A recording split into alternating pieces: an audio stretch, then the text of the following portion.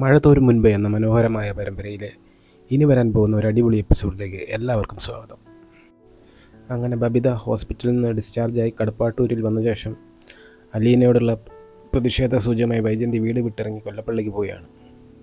പിന്നീടുള്ള ദിവസങ്ങളിൽ ബബിതയെ പരിചരിച്ചുകൊണ്ട് അലീന കൂടെ തന്നെയുണ്ട്. അങ്ങനെ ഒരു ദിവസം ബബിത താൻ ആത്മഹത്യ ചെയ്യാനുണ്ടായ കാരണം അലീനയോട് വെളിപ്പെടുത്തുകയാണ്. തൻ്റെ സഹപാഠികൾ തന്നെ ചതിച്ച് മാനഭംഗപ്പെടുത്തിയതും ഭീഷണിപ്പെടുത്തി മറ്റുള്ളവർക്ക് കാഴ്ചവെച്ചതൊക്കെയുള്ള സംഭവങ്ങൾ. കാര്യങ്ങൾ മനസ്സിലാക്കിയ അലീന താൻ കുളത്തുപുഴയ്ക്ക് പോയാൽ ബബിത ഇനിയും ജീവനെടുക്കാൻ ശ്രമിക്കുമെന്നും മനസ്സിലാക്കി താൻ ആരാണെന്നും തൻ്റെ അമ്മ ആരാണെന്നും ബബിതയോട് വെളിപ്പെടുത്തുകയാണ്. ആ വിശേഷത്തിലേക്ക് കടക്കും മുമ്പ് വീഡിയോ ഇഷ്ടപ്പെടുകയാണെങ്കിൽ ലൈക്ക് ചെയ്യാനും സബ്സ്ക്രൈബ് ചെയ്യാനും മറക്കരുതെന്ന് ഓർമ്മിപ്പിച്ചുകൊണ്ട് ആ ഭാഗത്തിലേക്ക് കടക്കാം. ഇനി ജീവിച്ചിരുന്നാലും എല്ലാവർക്കും ഞാനൊരു ഭാരമാണ്. എനിക്ക് തന്നെയും. എനിക്കറിയാം, എൻ്റെ ദേഹത്തെല്ലായിടത്തും വിഷം ചെന്നടിഞ്ഞിട്ടുണ്ട്. ശ്വാസമെടുക്കുമ്പോൾ നെഞ്ചിലാ വേദന. കാലിൻ്റെ നീര് കണ്ടോ? കാൽ നിലത്ത് കുത്തുമ്പോൾ ആണി കുത്തി കയറണ പോലെയാണ്. കഴുത്തിനും കാൽമുട്ടിനും കൈക്കും ഒക്കെ ഉണ്ട് വേദന. ചിലപ്പോൾ കണ്ണിൽ ഇരുട്ട് കയറുന്ന പോലെ, തലച്ചോറ് മാന്തി പൊളിക്കണ പോലെ. ഇതൊന്നും നീ പറഞ്ഞില്ലല്ലോ മോളെ. ഇതിനെല്ലാം മരുന്നുണ്ടാവും. മനസ്സിൻ്റെ വേദനയ്ക്കോ? അതിനെന്താ മരുന്ന്? സ്നേഹം. എനിക്ക് വിശ്വാസമില്ല ആരേ. നീ ആഗ്രഹിക്കുന്ന പോലെയല്ല മോളെ ലോകം. കള്ളത്തരങ്ങളുണ്ട്, മറച്ചു വെക്കേണ്ടതും അല്ലാത്തതും. നമുക്കൊരാളോട് സ്നേഹമുണ്ടെങ്കിൽ അത് പ്രകടിപ്പിക്കാൻ പറ്റാതെ വരാം. നമ്മുടെ മനസ്സ് മറ്റേയാൾ കണ്ടില്ലെന്നിരിക്കും. നമുക്കൊരാളെ തല്ലിക്കൊല്ലാനുള്ള ദേഷ്യം ഉണ്ടായെന്ന് വരും. നമ്മളത് മറച്ചു വയ്ക്കും. അങ്ങനെയാണ് ജീവിതം. നിനക്ക് എവിടെ നിന്നോ ഒരു ചതി പറ്റി. ഞാനങ്ങനെ കരുതിയിരിക്കുന്നത്. നിനക്കത് താങ്ങാനുള്ള കരുത്തുണ്ടായില്ല. പക്ഷേ ഇതൊന്നുമല്ല ജീവിതത്തിലെ വലിയ പ്രതിസന്ധികൾ. പട്ടിണി, രോഗം എന്ന് പറയുമ്പോൾ മരണം ഉറപ്പായ ചില രോഗങ്ങളുണ്ടല്ലോ. ക്യാൻസർ പോലെ മരിക്കാൻ കുറച്ച് നാളുകളേ ഉള്ളൂ എന്നറിഞ്ഞുകൊണ്ട് ജീവിക്കുന്ന ആയിരക്കണക്കിന് ആളുകളുണ്ട്. പല പ്രായത്തിലുള്ളവർ. 24 മണിക്കൂറും ഭയങ്കരമായ വേദന സഹിക്കുന്നവർ. എന്തായിരിക്കും അവരുടെ പ്രാർത്ഥന? വേദന ഒന്ന് കുറച്ച് തരണേന്ന്. ഒരു ദിവസമെങ്കിലും ആയുസ് നീട്ടിത്തരണേന്ന്. കൺമുൻപിൽ വെച്ച് ഒരപകടത്തിൽ ഭർത്താവും കുട്ടികളും നഷ്ടപ്പെടുന്ന ഒരു വീട്ടമ്മ, അല്ലെങ്കിൽ ഭാര്യയും കുഞ്ഞും നഷ്ടപ്പെടുന്ന ഒരു ഭർത്താവ്, അതല്ലെങ്കിൽ അച്ഛനമ്മമാരെ നഷ്ടപ്പെട്ട് ഒറ്റപ്പെട്ടു പോകുന്ന ഒരു കുഞ്ഞ്. ഇങ്ങനെ ഭയങ്കരമായ എന്തെല്ലാം അവസ്ഥകളിൽപ്പെട്ടിട്ടും എത്രയോ മനുഷ്യർ പിന്നെയും ജീവിക്കുന്നു. അലീന അവളെ തൻ്റെ തോളത്തേക്ക് ചാരിയിരുത്തിക്കൊണ്ട് പറഞ്ഞു, എൻ്റെ കാര്യം തന്നെ നോക്ക്. ഞാനൊരു അനാഥയായിട്ട് 23 വർഷം ജീവിച്ചത്. അതും ഒരു അനാഥാലയത്തിൽ. അച്ഛനില്ല, അമ്മയില്ല, കൂടപ്പിറപ്പുകളില്ല, ബന്ധുക്കളില്ല, വീടില്ല, സ്വത്തില്ല, പലപ്പോഴും ആഹാരമില്ല, ഇണങ്ങുന്ന വസ്ത്രങ്ങളില്ല, രോഗം വന്നാൽ ശരിയായ മരുന്നില്ല, അന്തി ഉറങ്ങാൻ നല്ല കിടക്കുകയോ തണുക്കാതെ പുതയ്ക്കാൻ നല്ലൊരു പുതപ്പോ ഇല്ല. അങ്ങനെ എത്രയോ പതിനായിരങ്ങൾ അനാഥരായിട്ട് ഇപ്പോഴും ജീവിക്കുന്നു. താൻ പറയുന്നതൊന്നും ബബിതയെ സ്പർശിക്കുന്നേ ഇല്ലെന്ന് അലീനയ്ക്ക് തോന്നി. നിനക്ക് വേറൊരു സത്യം അറിയണോ? എനിക്കെല്ലാവരും ഉണ്ട്. വലിയൊരു കുടുംബത്തിലെ സ്ത്രീയാണ് എന്നെ പ്രസവിച്ചത്. അവരുടെ കല്യാണത്തിന് മുൻപായിരുന്നതുകൊണ്ട് ആ അമ്മയ്ക്കും ബന്ധുക്കൾക്കും എന്നെ ഉപേക്ഷിക്കേണ്ടി വന്നു. പക്ഷേ എനിക്ക് പറയാൻ വയ്യ ഞാൻ അവരുടെ മകളാണെന്ന്. ബബിതയുടെ മുഖഭാവങ്ങൾക്ക് മാറ്റം കണ്ടു. ആകാംക്ഷയോടും കൗതുകത്തോടും കൂടി ബബിത ചോദിച്ചു, അതാരാ ആ അമ്മ? അതൊരു രഹസ്യമാണ്. എന്നോട് പറയാമല്ലോ, ഞാൻ ആരോടും പറയില്ല. എന്നെ പേടിക്കുകയേ വേണ്ട. ഞാനത് ആരോടും പറയാൻ പാടില്ല, അലീന പറഞ്ഞു. അല്ലെങ്കിലും മരിക്കാനിരിക്കണം, ഞാൻ ആരോട് പറയാനാ ചേച്ചി? അതോർത്ത് വിഷമിക്കേണ്ട. അലീന ശ്വാസമെടുത്ത് അല്പനേരം അനങ്ങാതെ ഇരുന്നു. ബബിതയുടെ മുഖത്തേക്ക് നോക്കി. ശിശു സഹജമായ ആകാംക്ഷ അവളുടെ കണ്ണുകളിൽ ഓളം വെട്ടുന്നത് കണ്ടു. പറഞ്ഞാൽ നീ വിശ്വസിക്കില്ല. ഞാൻ വിശ്വസിക്കും. നിനക്കറിയാം ആരാണെന്ന്. ബബിതയുടെ കണ്ണുകൾ വിടർന്നു. എനിക്കെങ്ങനെ അറിയാം? ഞാൻ കണ്ടിട്ടുണ്ടോ? ഞാൻ സംസാരിച്ചിട്ടുണ്ടോ? ഒരു വിറയൽ അവളിൽ ഉയർന്നു. ബബിത അലീനയുടെ മുഖത്തേക്ക് തന്നെ ഉറ്റുനോക്കി. ഏതോ ഒരു വലിയ രഹസ്യത്തിൻ്റെ ചുരുൾ നിവരാൻ പോവുകയാണെന്ന് അവൾക്ക് തോന്നി. അതിനിടെ താൻ കാണുകയും സംസാരിക്കുകയും ചെയ്തിട്ടുള്ള പല സ്ത്രീകളുടെ രൂപങ്ങൾ അവളുടെ മനസ്സിലൂടെ മങ്ങിയും തെളിഞ്ഞും കടന്നുപോയിക്കൊണ്ടേയിരുന്നു. പക്ഷേ അവൾക്ക് നേരിയ ഒരു ഊഹം പോലും കിട്ടിയില്ല. അലീന സംസാരിക്കാൻ ഭാവിച്ചപ്പോഴേക്കും ജനൽപ്പടിയിലിരുന്ന അവളുടെ മൊബൈൽ ഫോൺ ശബ്ദിച്ചു തുടങ്ങി. അലീന ഫോൺ എടുക്കാനായി എഴുന്നേൽക്കാൻ ഭാവിച്ചതും ബബിത അവളുടെ കൈത്തണ്ടയിൽ കടന്നു പിടിച്ചു.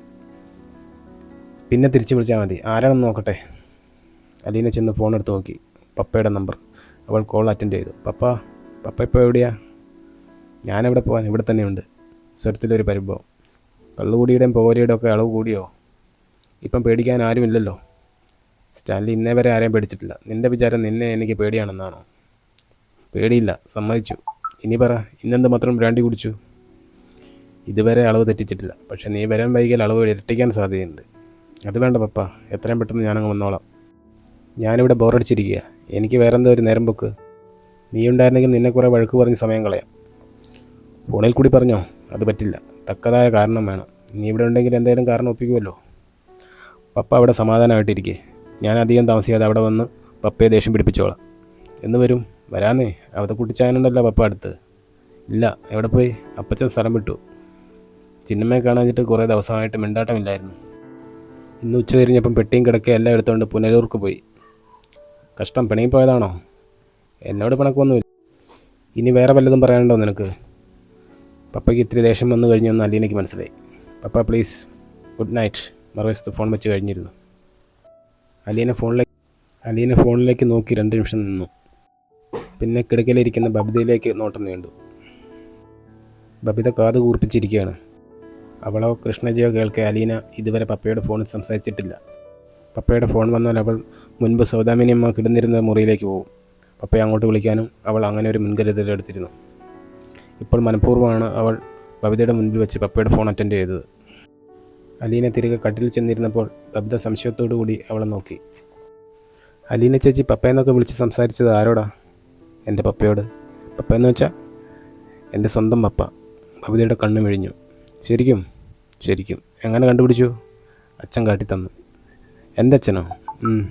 അച്ഛനെങ്ങനെ കണ്ടുപിടിച്ചു അലീന ചേച്ചിയുടെ പപ്പയെ? അച്ഛനെ അറിയായിരുന്നു, അലീന പറഞ്ഞു. ബബിത നിവർന്നിരുന്നു. അവൾക്ക് വിശ്വാസമാവുന്നില്ല. എവിടെ അലീന ചേച്ചിയുടെ പപ്പ? കുളത്തൂപ്പുഴ. പപ്പയുടെ അടുത്തായിരുന്നു അലീന ചേച്ചി ഇത്ര നാളും? അതെ. എന്നിട്ട് എന്നോടൊക്കെ പറഞ്ഞത് വേറെ എവിടെയോ ജോലിയാണെന്നല്ലേ? സോറി മോളെ, അങ്ങനെ പറയേണ്ടി വന്നു. പ്രതിഷേധം, അമർഷം, ദേഷ്യം എല്ലാം കൂടി കൊഴിഞ്ഞു മറിഞ്ഞ് ബബിതയെ വികാരവിശുദ്ധിയാക്കുന്ന അവളുടെ മൂത്തം കണ്ണിലും അലീന കണ്ടു. സോറി. അവൾ ബബിതയുടെ കരംഗ്രഹിച്ചു. ബബിത പെട്ടെന്ന് കൈ കുതിർച്ചു. അച്ഛനും രോഹിത്തേട്ടനും മനുവേട്ടനൊക്കെ അറിയായിരുന്നില്ലേ അലീന ചേച്ചി സ്വന്തം പപ്പയുടെ കൂടെയാണെന്ന്? അവൾ കുറ്റപ്പെടുത്തുന്ന പോലെ ചോദിച്ചു. അറിയായിരുന്നു. പക്ഷേ എന്നിട്ട് എന്നോടും കൃഷ്ണമോനോടും മാത്രം സത്യം പറഞ്ഞില്ല. എത്ര ചോദിച്ചിട്ടും പറഞ്ഞില്ല. അഡ്രസ്സ് ചോദിച്ചിട്ട് തന്നില്ല. എന്തിനായിരുന്നു അലീന ചേച്ചി ഞങ്ങളെ വിളിച്ചത്? അത് പറയാൻ പാടില്ലായിരുന്നു മോളെ. ബബിത വിസമ്മത രൂപേണ അങ്ങോട്ടും ഇങ്ങോട്ടും മുഖം ചലിപ്പിച്ചു. ഇപ്പോഴും പറയാൻ പാടില്ല. പക്ഷേ നിന്നോടുള്ള സ്നേഹക്കൂടുതൽ കൊണ്ട് പറയേണ്ടി വന്നു. ഇതുവരെ ഇല്ലായിരുന്നു ഈ സ്നേഹം. മോളെ, നീ ജീവിച്ചിരിക്കില്ലെന്ന് പറഞ്ഞല്ലോ. വീണ്ടും ആത്മഹത്യയ്ക്ക് ശ്രമിക്കുമെന്ന്. എൻ്റെ കഥ നിന്നോട് പറഞ്ഞാൽ ഞാൻ ആരാണെന്ന് അറിഞ്ഞാൽ നിനക്കൊരു മനംമാറ്റം ഉണ്ടായെങ്കിലോ എന്ന് വിചാരിച്ചാണ് ഞാനിത് ഇപ്പം നിന്നോട് പറയാമെന്ന് വെച്ചത്. വേണ്ട, പറയണ്ട. എനിക്കൊരു മനംമാറ്റവും ഉണ്ടാകാൻ പോകുന്നില്ല. ഇനിയിപ്പോൾ എനിക്ക് പറയാതിരിക്കാനും വയ്യ, അലീന പറഞ്ഞു. എനിക്ക് കേൾക്കണ്ട. ബബിത കട്ടിലിലേക്ക് ചാഞ്ഞു. അതും മറുവശത്തേക്ക് പുറംതിരിഞ്ഞ്. അല്പം കഴിഞ്ഞപ്പോൾ പിറുപിറുക്കുന്ന കേട്ടു. എനിക്കറിയായിരുന്നു, ആരെയും വിശ്വസിക്കാൻ കൊള്ളില്ല. ആരെ? അലീന അവളോടൊപ്പം കിടന്നു. വലതുകരം കൊണ്ട് അവളെ കെട്ടിപ്പിടിച്ചു. ബബിത കൈയെടുത്ത് മാറ്റി. വേണ്ട, എനിക്ക് വേണ്ട ഈ കള്ളസ്നേഹം. ഇത്രയും നാൾ പറ്റിച്ചതൊക്കെ മതി. കള്ളസ്നേഹമൊന്നുമല്ല. ശരിക്കും എനിക്ക് നിന്നോട് വലിയ ഇഷ്ടമാണ്. അല്ലെങ്കിൽ ഞാൻ ഇവിടെ വന്ന് താമസിക്കുമോ? അമ്മയ്ക്ക് ഇഷ്ടമില്ലെന്ന് അറിഞ്ഞിട്ട് കൂടി എനിക്ക് നിന്നോടുള്ള സ്നേഹം അറിയാവുന്നതുകൊണ്ടല്ല അച്ഛൻ പോലും സമ്മതിച്ചത്. വേണ്ട, എനിക്ക് വേണ്ടി അലീന ചേച്ചി ഇനി ഇവിടെ ഒരു നിമിഷം പോലും നിൽക്കണ്ട. എനിക്കിഷ്ടമല്ല. ഇനി എന്നോട് സംസാരിക്കാൻ വേണ്ട. ഈ റൂമിൽ നിന്ന് എണീറ്റ് പോയി മാറിക്കിടന്ന അത്രയും സന്തോഷം. മോളെന്നെ വെറുത്തോ അല്ലെങ്കിൽ അടിച്ച് പുറത്താക്കിക്കോ, ഒക്കെ ഞാൻ സഹിച്ചോളാം. പക്ഷെ ഞാൻ പറയാൻ പോകുന്നത് എന്താണെന്ന് കേട്ടിട്ട് ബബിത തിരിഞ്ഞ് അലീനയെ തുറച്ചു നോക്കി. ഞാൻ ഈ രാത്രി തന്നെ പോയിക്കോളാം. പക്ഷേ നീ ഇത് കേൾക്കണം, അലീന പറഞ്ഞു. എനിക്ക് വേറൊന്നും അറിയണ്ട. എന്തിനിത് ഞങ്ങളിൽ നിന്ന് മാത്രം മറച്ചു വെച്ചു? അലീന ചേച്ചിക്ക് ഒരു പപ്പയുണ്ടെന്ന് അറിയുന്നത് ഞങ്ങൾക്ക് സന്തോഷമല്ലേ? അലീന ചേച്ചി സ്വന്തം പപ്പയുടെ കൂടെയാണ് താമസിക്കുന്നത് പറഞ്ഞാൽ അച്ഛനും അമ്മയും തമ്മിലുള്ള പിണക്കം മാറിയാനെ. അച്ഛനെ അലീന ചേച്ചിക്ക് വേണ്ടതെല്ലാം തന്ന് എവിടെയോ രഹസ്യമായി പാർപ്പിച്ചിരിക്കുകയാണെന്ന് അമ്മയുടെ സംശയം. അച്ഛന് പറയായിരുന്നല്ലോ അലീന ചേച്ചി സ്വന്തം പപ്പയുടെ അടുത്താണെന്ന്. എന്തായാലും അച്ഛനല്ലേ കണ്ടുപിടിച്ച് അലീന ചേച്ചിയുടെ പപ്പയെ? അതെ, പക്ഷേ എൻ്റെ പപ്പ ആരാണെന്ന് പറയാൻ പാടില്ലായിരുന്നു. അതെന്താ? അലീന ചേച്ചിയുടെ പപ്പ വല്ല കുറ്റവാളിയുമാണോ? ഒളിച്ചു വെക്കേണ്ട കാര്യം എന്താ? അലീന മന്ദഹസിച്ചു. പപ്പയൊരു റിട്ടയർഡ് ലെഫ്റ്റനൻറ്റ് കേണലാണ്. പേര് സ്റ്റാൻലി ജോസഫ്. കുളത്തുപുഴയിൽ പപ്പയ്ക്കൊരു റബ്ബർ തോട്ടമുണ്ട്. വലിയ ബംഗ്ലാവുണ്ട്. കാറുകളുണ്ട്. പപ്പയ്ക്ക് ഭാര്യയും മക്കളുമുണ്ട്. പപ്പ കല്യാണം കഴിക്കുന്നതിന് മുമ്പ് ജനിച്ചവളാണ് ഞാൻ. പക്ഷെ ഞാൻ ജീവിച്ചിരിപ്പുണ്ടെന്ന് പപ്പയ്ക്ക് അറിയില്ലായിരുന്നു.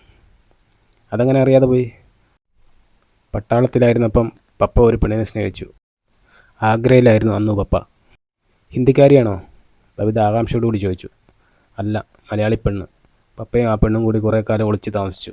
ആ സ്ത്രീ ഗർഭിണിയായിരുന്ന സമയത്ത് പപ്പയ്ക്ക് ഒരു ആക്സിഡൻ്റ് ഉണ്ടായി. അനങ്ങാൻ പോലും വയ്യാതെ മാസങ്ങളോട് ആശുപത്രിയിൽ കിടന്നു. നാട്ടിൽ വെച്ചാണ് അപകടം ഉണ്ടായത്. പപ്പ സ്നേഹിച്ച പെണ്ണ് അതൊന്നും അറിയുന്നില്ല.